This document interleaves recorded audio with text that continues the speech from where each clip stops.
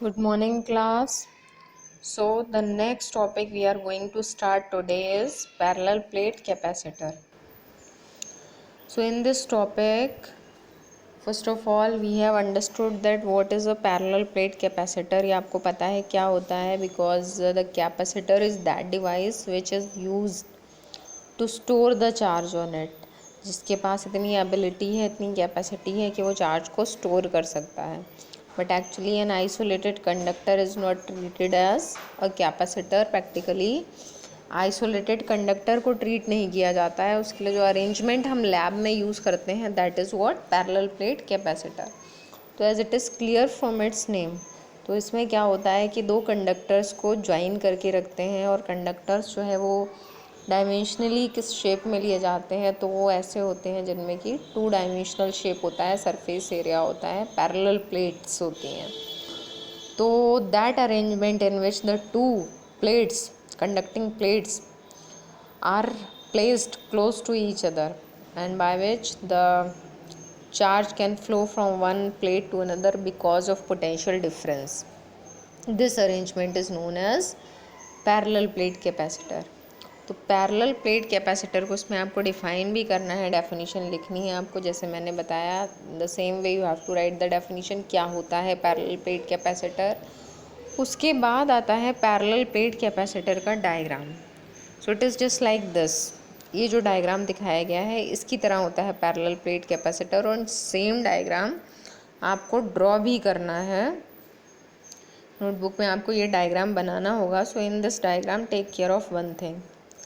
यहाँ पर एक चीज़ का ध्यान रखिए कि हमेशा जो कॉन्सेप्ट है वो ये लिया जाता है कि always the area of the plates, जो प्लेट्स का सरफेस एरिया है that will be very large in comparison to the separation between the two plates.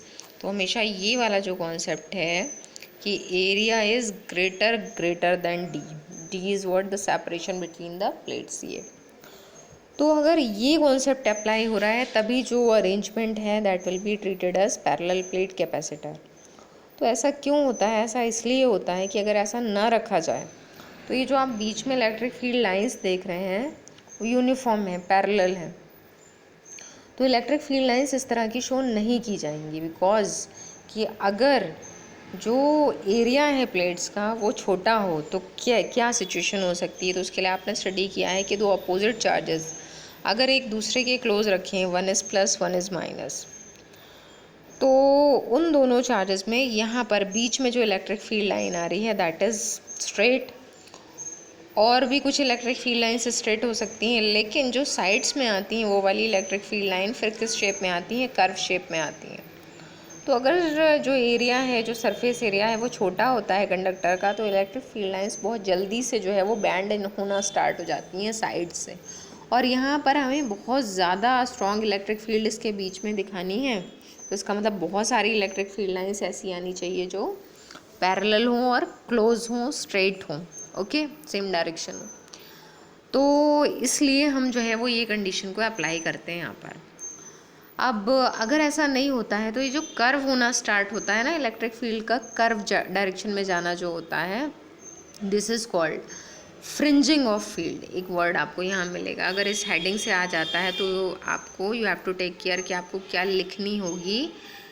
Definition या वर्ड का मीनिंग अगर बताना पड़े तो it is the word fringing, FRINGING, fringing. तो फ्रिंजिंग ऑफ द फील्ड का मतलब होता है कि electric field always if the size of the conductor is small then at the edges electric field lines are curved या electric field lines start becoming a curve. This phenomena is called fringing of field. तो fringing of field को avoid करने के लिए हमें ये वाली condition लेनी पड़ती है जिससे कि हमें एक स्ट्रॉन्ग इलेक्ट्रिक फील्ड मिले दोनों प्लेट्स के बीच में, ओके. अब दूसरी बात आपको ये भी पता है कि ये जो पैरेलल प्लेट कैपेसिटर है इसको डिज़ाइन कैसे किया गया होगा. उसको डिज़ाइन करना या प्रिंसिपल ऑफ द कैपेसिटर मैंने कल आपको बताया था कि ये जो फर्स्ट प्लेट है इसी को चार्ज दिया जाता है किसी एक्सटर्नल सोर्स से. तो आपको जो आउटसाइड द प्लेट जो चार्ज है वो आपको स्टडी नहीं करना है क्योंकि आपको दोनों के बीच में इलेक्ट्रिक फील्ड या पोटेंशियल देखना है. तो इस वाली जो साइड है इस पर बीच सेम चार्ज आएगा प्लस, क्योंकि वो प्रोवाइडेड चार्ज है, गिवन चार्ज है.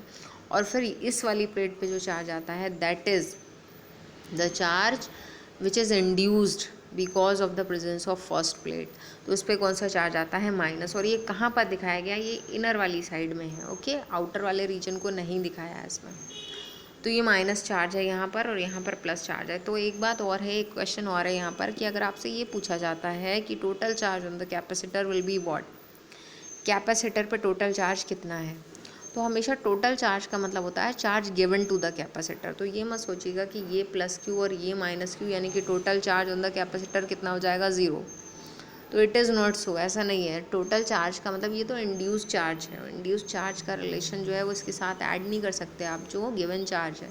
गिवन चार्ज हमेशा प्लस क्यू होगा। तो टोटल चार्ज कैपेसिटर पे कितना है? प्लस क्यू, जितना उसको दिया गया, ओके। तो दिस इज़ द डायग्राम। तो एक बार रिकॉल कर लेते हैं। डायग्राम में आपको 2 प्लेट्स बनानी है। इस तरह से, दोनों तरह से बना सकते हैं आप। चाहें तो ऐसे भी बना सकते हैं कि एक प्लेट ऊपर है, दूसरी प्लेट नीचे है और ये बीच की सेपरेशन है। चाहें तो आप वर्टिकल बना सकते हैं डायग्राम।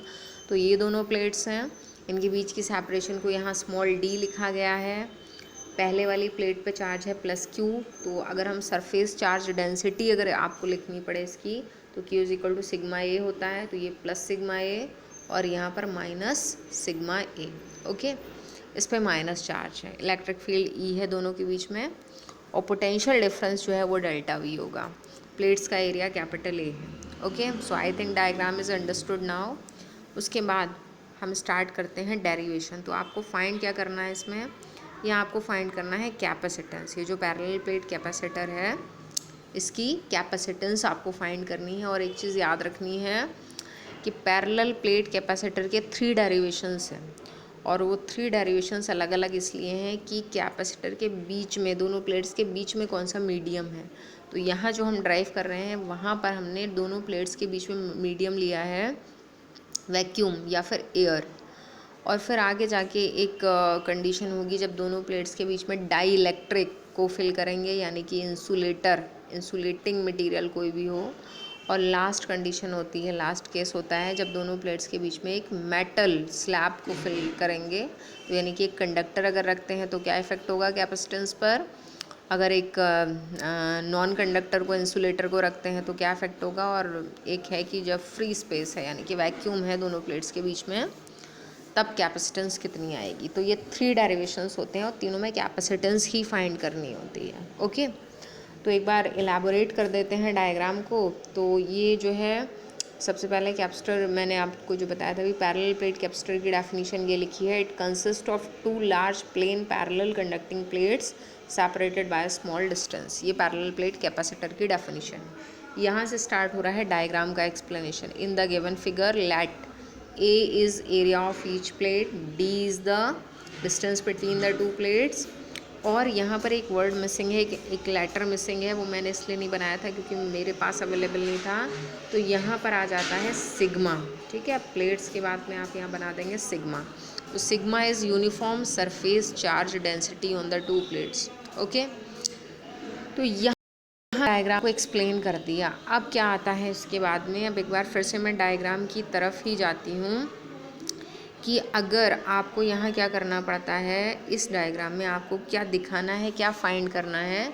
तो देखिए, इलेक्ट्रिक फील्ड लाइंस की अगर बात करें तो अगर ये पूछा जाता है कि इलेक्ट्रिक फील्ड सिर्फ अंदर ही क्यों है, बाहर भी इलेक्ट्रिक फील्ड होगी, क्योंकि आपने गॉसेस थ्योरम में जब ये इन्फिनिट सरफेस एरिया वाली प्लेन शीट ली थी तो उसमें आपने चार्जेस को शो किया था and that diagram was like this कि ये पॉजिटिवली चार्ज है अगर, तो इलेक्ट्रिक फील्ड लाइंस यहाँ से यहाँ तक दोनों साइड में इलेक्ट्रिक फील्ड लाइंस को आप शो कर सकते हैं आउटवर्ड्स।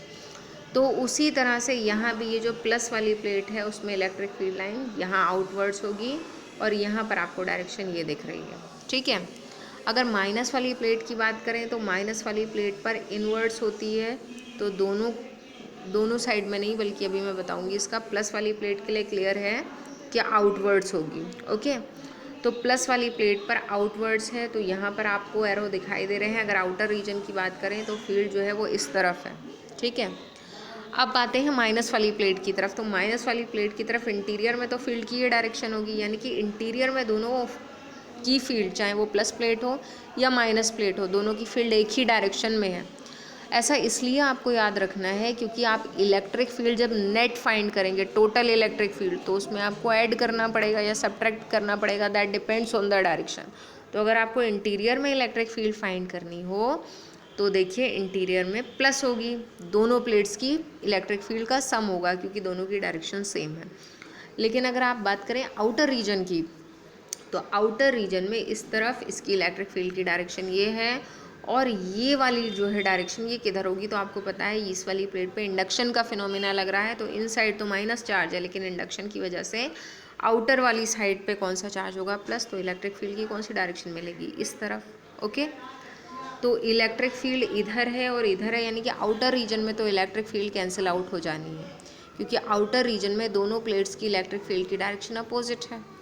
तो net electric field in the outer region will be zero, cancel हो जाएगी। कैसे ज़ीरो होगी प्रूफ भी कर सकते हैं, वो मैं आगे दिखा भी दूंगी कि आपने सिंगल प्लेट के लिए गॉसेस थ्योरम में इलेक्ट्रिक फील्ड ड्राइव की थी, इस वाले पॉइंट पे या इस वाले पॉइंट के किसी भी पॉइंट पे अगर आपको ड्राइव करनी है तो फॉर्मूला क्या आया था, sigma upon 2 epsilon not.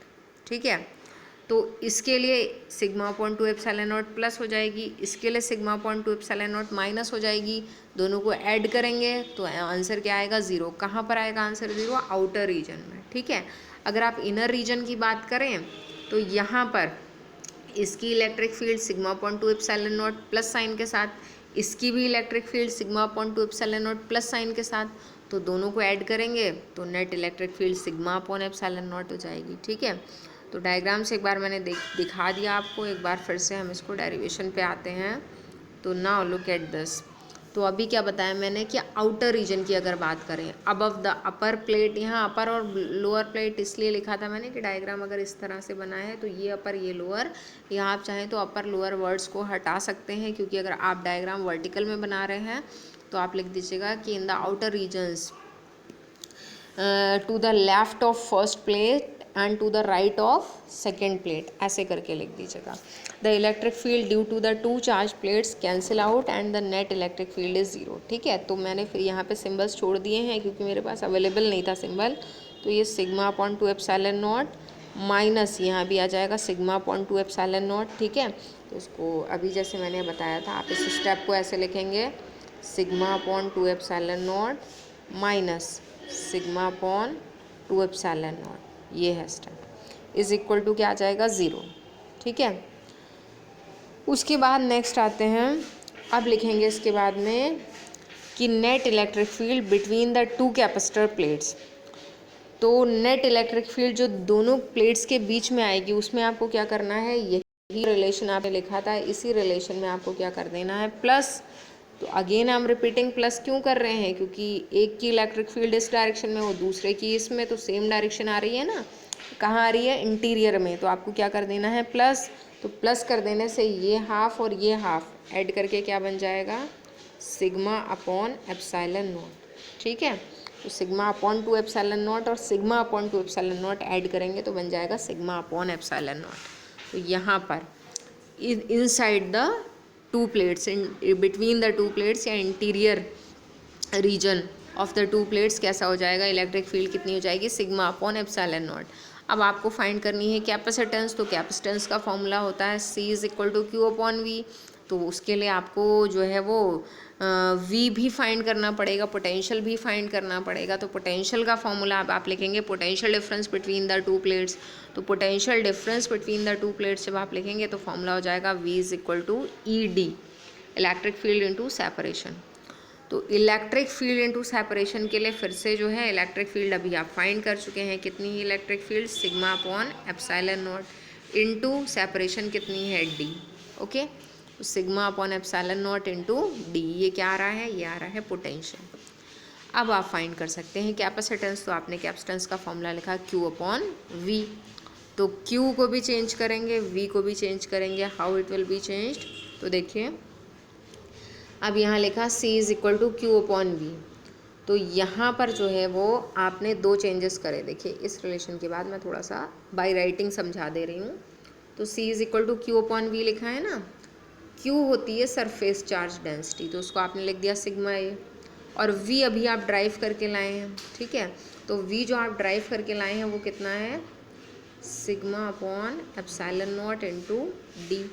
Okay, क्या क्या चेंजेस हुए, सिग्मा कैंसिल हो गया, एप्सिलॉन नॉट कहाँ चला गया, न्यूमरेटर में, तो रिलेशन क्या बचा, epsilon not a upon D. ये किसका रिलेशन आया, कैपेसिटेंस का। This is one of the very important relation, और अच्छा है कि आप फॉर्मूला भी याद रखें।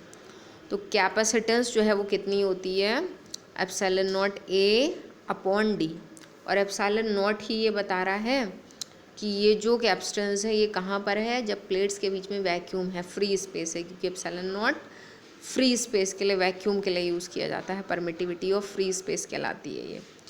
तो कैपेसिटेंस किन किन चीज़ों पे डिपेंड करती है, एप्सिलॉन नॉट पे, यानी कि नेचर ऑफ द मीडियम कैसा है, दूसरी बात डिपेंड करती है एरिया ऑफ द प्लेट्स पे, और नेचर ऑफ द मीडियम यानी कि अगर एप्सिलॉन नॉट यानी कि जितना जो है वो परमिटिविटी की वैल्यू ज़्यादा है उतनी ही कैपेसिटेंस इंक्रीज़ होगी, और सबसे ज़्यादा वैल्यू जो है, सबसे ज़्यादा इसकी वैल्यू आ जाएगी एयर के लिए, फ्री स्पेस के लिए, वैक्यूम के लिए, और सेपरेशन के इन्वर्सली प्रोपोर्शनल है, यानी कि अगर प्लेट्स के बीच की सेपरेशन बढ़ाएंगे तो कैपेसिटेंस घट जाएगी। तो प्रैक्टिकली भी आपको समझ में आ रहा है ये या नहीं, तो क्योंकि फॉर्मूले से तो बहुत आसान है बताना, जो न्यूमरेटर में आ रहा है उसके डायरेक्टली प्रोपोर्शनल, जो डिनोमिनेटर में आ रहा है उसके इन्वर्सली प्रोपोर्शनल। लेकिन अगर आप प्रैक्टिकली नहीं समझेंगे तो प्रॉब्लम क्या आएगी कि जब कोई कॉन्सेप्चुअल क्वेश्चन आएगा जहाँ आपको अपना माइंड यूज़ करना होगा, वहाँ आप आंसर नहीं दे पाएंगे। तो देखिए एप्सिलॉन नॉट के डायरेक्टली प्रोपोर्शनल, यानी कि मीडियम कितना अच्छा है कि वो चार्जेस को अपने अंदर से फ्लो होने देता है। सोचिए कि ये दो प्लेट्स हैं, ठीक है, अब ये मीडियम अलाउ करेगा इस प्लेट से चार्ज को इधर जाने के लिए, तभी तो इस प्लेट पे खाली जगह होगी और उसकी कैपेसिटेंस बढ़ेगी। ओके, क्योंकि यहाँ से लगातार एक्सटर्नल सोर्स से उसको चार्ज दिया जा रहा है, अब उसमें पहले से ऑलरेडी चार्ज फिल्ड है, तो कैपेसिटेंस उसकी इंक्रीज़ कैसे होगी, कैपेसिटी तो तब बढ़ेगी जब जगह जितनी फ्री होती जा रही उतना चार्ज और ज़्यादा स्टोर होता जाएगा। तो पहली बात डिपेंड करती है नेचर ऑफ द मीडियम पे।